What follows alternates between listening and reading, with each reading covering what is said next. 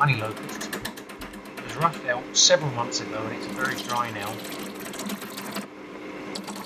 There's a little bit of mould on the outside of it, but we're turning that away. Nothing too much to worry about. But you should always wear a respirator when dealing with wood like this.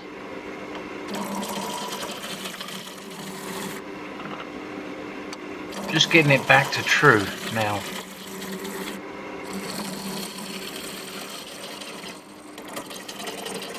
Using my roughing gouge.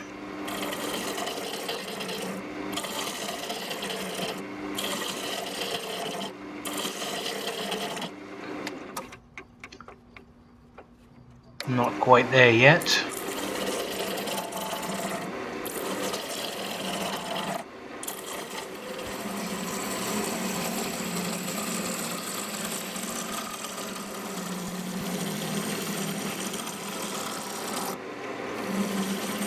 Beautiful wood locust is. Has some absolutely beautiful colours and figure in it. Now I noticed that there was quite a few cracks in this piece of wood, so I decided to treat them with super glue, CA glue, as you can see here.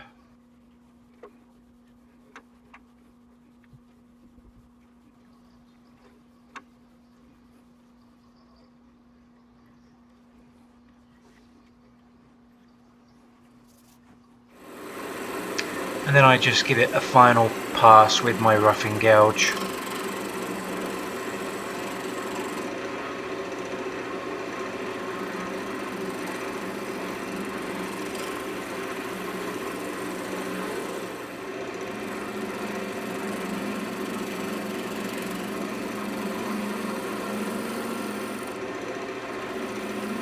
Trying to maintain bevel contact.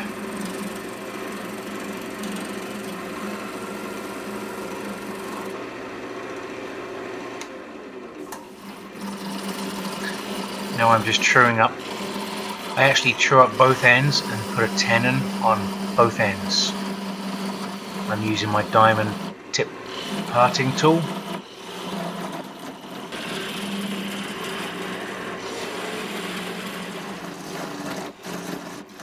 And this will be measured to fit my 3-inch jaws.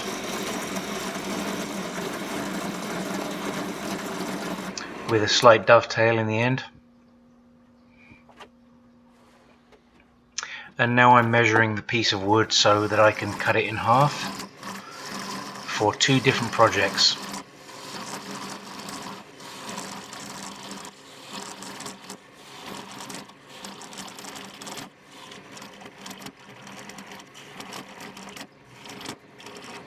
I cut most of the way through with the parting tool.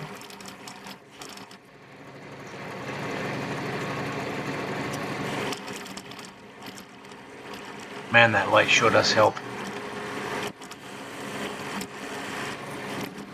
And then I finish the cut with my saw.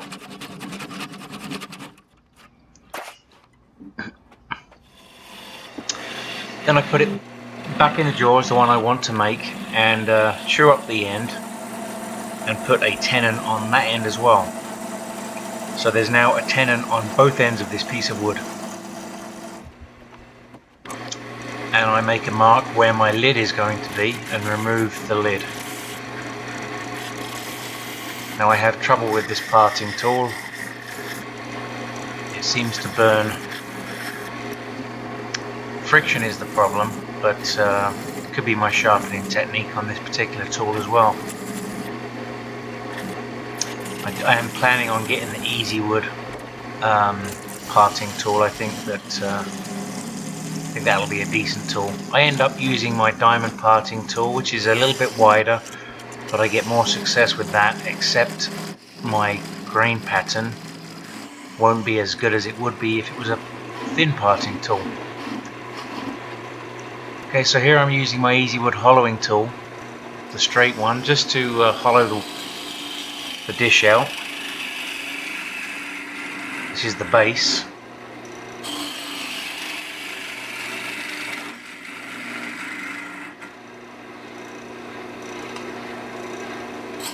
They certainly do hog a lot of wood out very fast. but at the same time they can be very aggressive. If you just tilt it just a little bit, it's less aggressive.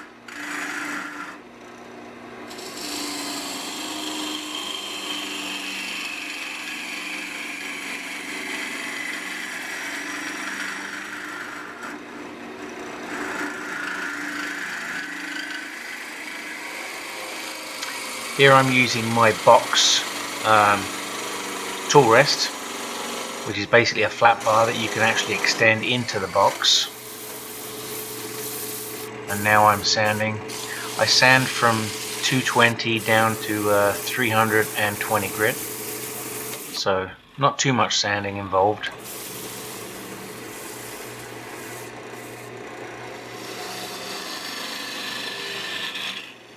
And now I've got the lid piece on the chuck, and I'm just hollowing out the inside of the lid a little bit with my bowl gouge, the Ellsworth grind.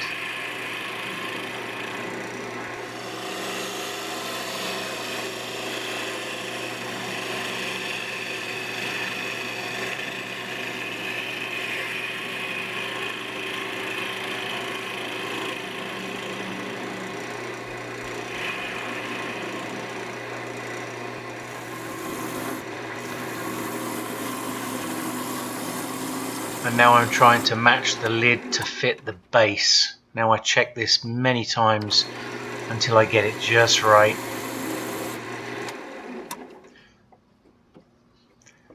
Takes me about 6 times to get it where I want it.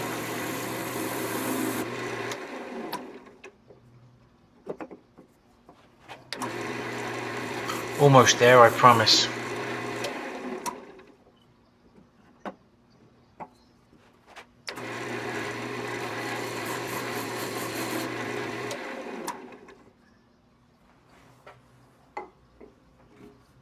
And there it is, a perfect fit.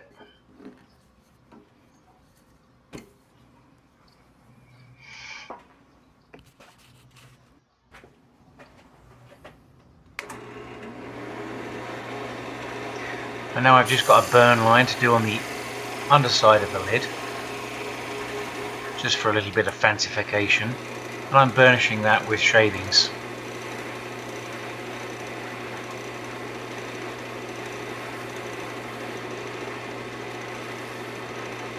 Just takes off any fibers that are sticking out. Now I'm putting on my rubber glove, getting ready and prepared to put some alcohol on to clean the fibers, to make sure there's no dirt or sawdust in the grain before I apply any finish. Now I've got this bottle of Rustin's sanding sealer, which I got from Steve Twidell from Templeboy Turnings in Ireland when I visited him several years ago, and I've never been able to open it until now. I've cut the lid off, so good stuff it is. Thanks, Steve. And I'm applying Yorkshire grit just to the underside to get that 1000 grit equivalent. Good stuff that is. Starts to shine already.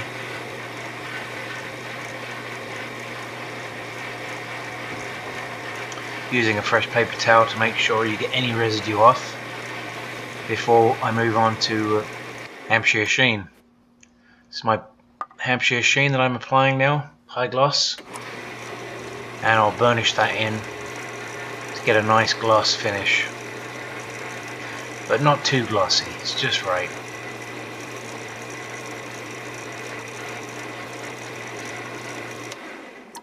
Beautifully smooth. Now I've got the box back on the chuck, and I'm cleaning that thoroughly with alcohol to make sure I get any dirt and sawdust out of that portion of it, because you don't want that under your finish. And if you look at this tissue, you'll see that the tissue has got dirt in it. Okay, so now I have put sanding sealer on it, and now I'm gone to the Yorkshire grit. I just didn't video the sanding sealer, but I did put the sanding sealer on first.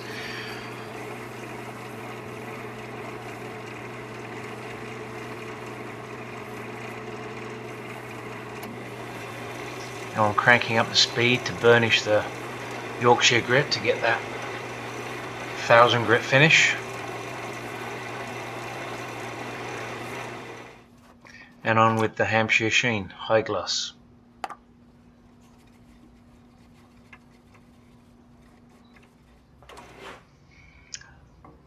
Now I need to finish the top side of the lid, so I'm just pressure fitting the lid on.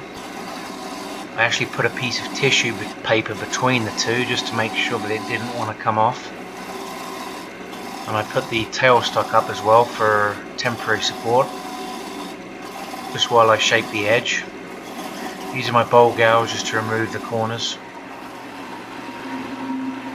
There's that tissue paper I mentioned. You can dampen that too if you like, so it expands just a little bit. And now I'm just sanding that down again to 320 grit from 220. 220 to 320 is all I did. Now I'm using my Robert Sorby texturing tool to give it a little extra on top, and I'm going to put a link in the description below to Jeff Warning from the Walnut Log. He's going to be releasing a video shortly on the use of this tool.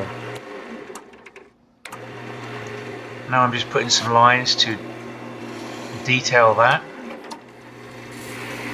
and I'll burnish one of those with a piece of Formica card. That's going to burn the one line, and then I'll burnish that with a handful of shavings.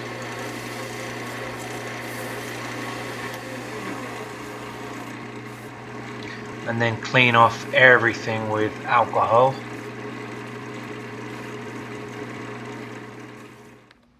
And put the sanding sealer on.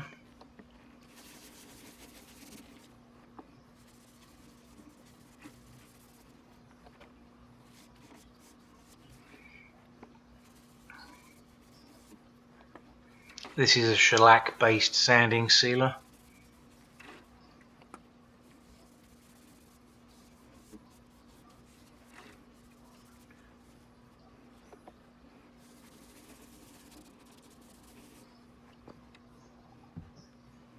And it dries very quickly. It's got alcohol in there and it dries extremely quickly. And now I can put Yorkshire grit on.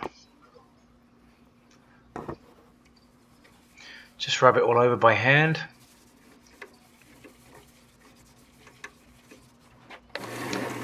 And then start on slow speed, go through the motions of increasing the speed and getting finer and finer until it's got that beautiful prepared finish for my finish of choice, which is a little different today.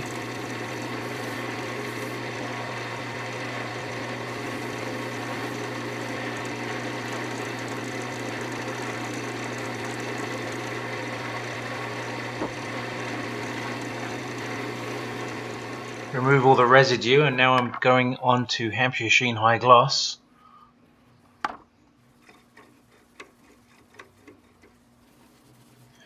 Coat the whole thing in that and then burnish that on.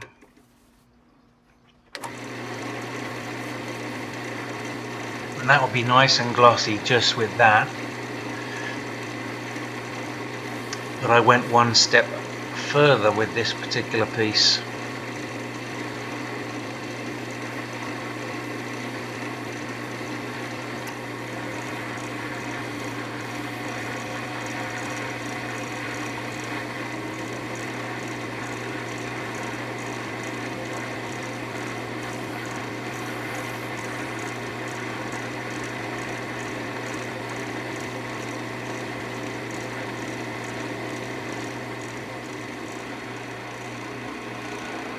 What I actually used here was the carnacrystalline wax stick, and totally forgot to film it, but I applied it, and now I'm just burnishing that in really lightly. Just a really light touch on that tissue paper melts that finish on just beautifully.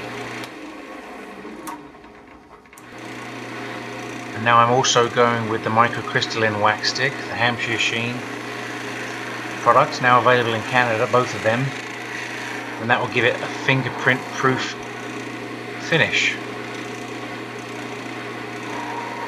Just applies like any other wax stick, and then again I'm just giving it light pressure to melt that wax into the finish, and just beautiful and glossy.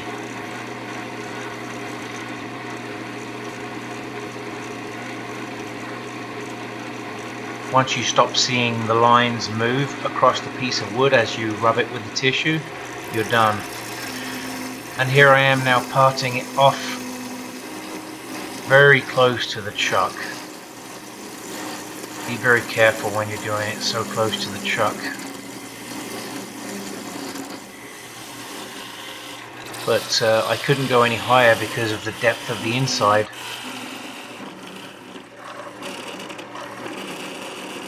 And then I'm using a smaller parting tool to finish it off.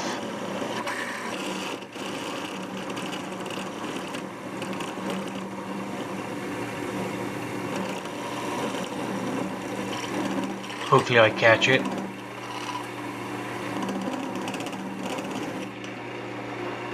And there it is. That's all I had to play with. Okay, so I've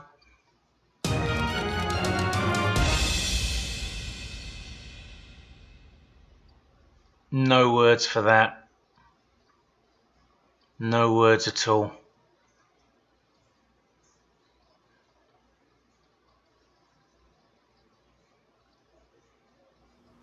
Shit.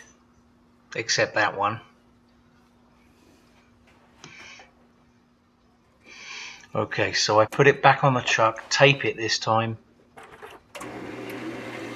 bring up my tool rest and my speed, and start to work on finishing the underside again.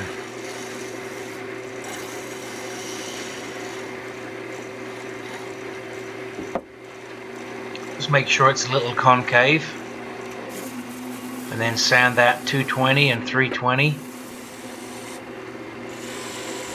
And then burnish a couple of lines in there. Burnish that with shavings. Put my burn lines in.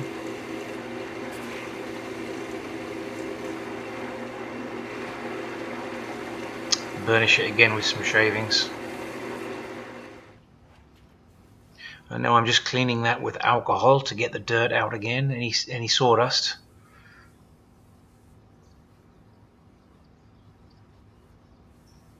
And then on with the sanding sealer. And then onto the Yorkshire grit.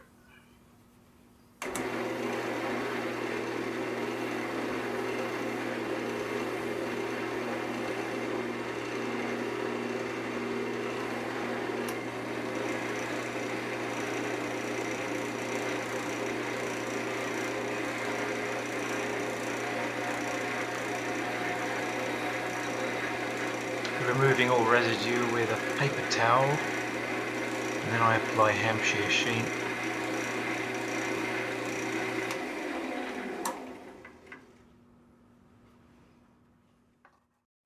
And thanks again for watching this week. I've got this 3.5 inch wide by 4 inch tall lidded pot, and the lid stays on. A little bit of texturing on the top with my new Robert Sorby texturing tool. Really pleased to get this. Now Jeff Hornan from Missouri, from the Walnut Log, produced a video. It's coming out very soon. You can find it, you'll be able to find it at his website in the States, and hopefully you'll be able to get it from my website too here in Canada if you're interested in seeing that video. It's going to be a lot about texturing and colouring, to my understanding.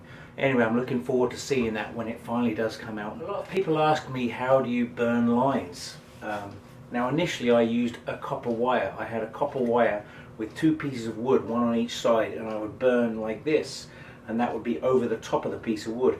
But you can't get the face of the wood, but with this you can. This is a piece of Formica, a sample card that you get at the hardware store. I'm sure they'll just give you some if you go into the hardware store and you ask for a sample of the Formica kitchen counters. That's exactly what this is, and it does a great job. You could also use a thin piece of like dark wood or something. It's just to create friction, which friction creates heat and it burns. I just want to take this moment to thank all my new subscribers. I do really appreciate you guys watching and commenting on my videos. It's a lot of fun to do, and it's great to get feedback from you guys. So until next time, take care.